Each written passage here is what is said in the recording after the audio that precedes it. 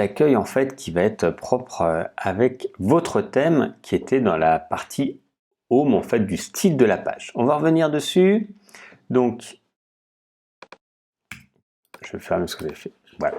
Ici, on avait donc choisi au niveau du style home. Je vais prendre soit modèle par défaut, vous allez voir également ce que ça fait.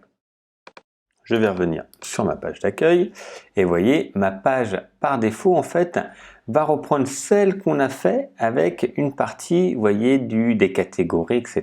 Donc ça, on peut le garder si on veut, mais moi, je vais plutôt vouloir full white qui me permet d'avoir en fait un plein écran. On va réactualiser. Là, pour l'instant, c'est vide.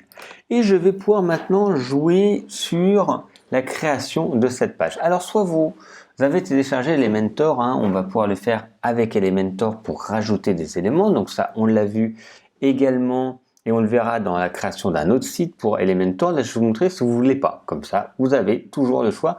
Moi, je préfère personnellement Elementor parce que ça vous permet vraiment d'être beaucoup plus souple pour la création de cette page d'accueil que vous pourrez personnaliser parfaitement. Si vous voulez utiliser la structure de base que WordPress propose, on va voir, c'est un peu pareil. Donc, je vais juste vous montrer un aperçu rapide des éléments.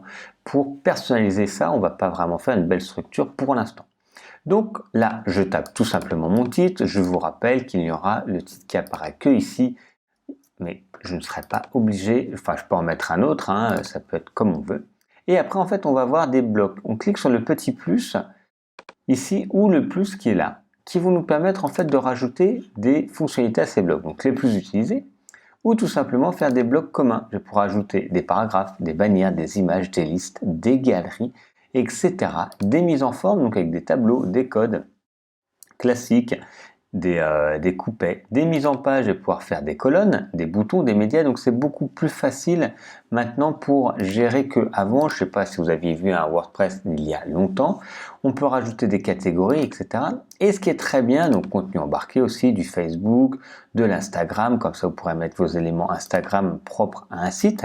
Mais ce qu'on va retrouver qui est très intéressant, c'est une catégorie de WooCommerce pour mettre en avant nos produits. Et là, ça va être relié directement avec notre boutique en ligne. Comme ça, je vais pouvoir directement les mettre. Par exemple, si je prends ici, allez, les catégories, je vais avoir toutes les catégories qui sont proposées sur mon WooCommerce. Je vais mettre par exemple les bottes, allez, les baskets, pardon, je valide et je vais avoir une grande image qui va apparaître avec la possibilité de changer ici le style du bloc, avoir un titre, avoir ici la possibilité de changer également le bouton et le lien du bouton. On va retrouver tout ça à droite. On va pouvoir modifier la couleur d'arrière-plan du bouton, c'est assez propre au bouton. Ok. Je pourrais changer également le style, hein, s'il est carré, s'il est quasiment vide ou écrit en blanc. Donc voilà, j'ai plusieurs possibilités. Je peux changer la couleur du texte, vous voyez, en blanc ou autre.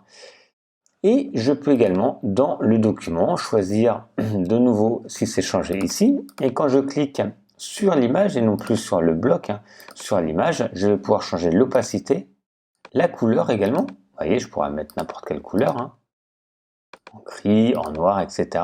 Je pourrais choisir l'emplacement à l'intérieur ici de mon image pour la placer un petit peu mieux. Je peux choisir ou pas de mettre le descriptif qui était de ma catégorie. Je vous rappelle, c'est le descriptif de ma catégorie.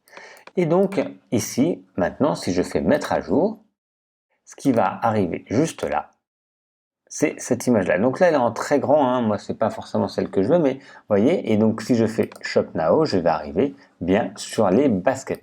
Et je vais pouvoir comme ça, au fur et à mesure, donner la structure de mon élément. Si je veux changer, parce que par défaut, ça donnait l'image du média qu'on avait. Je vous rappelle que quand on avait fait une catégorie, j'avais envoyé cette image-là pour la catégorie, celle que ça fait. Donc on pourra voir celle-là, on pourra agrandir si besoin l'image, et après, si je vais à la suite, je vais retrouver le petit plus.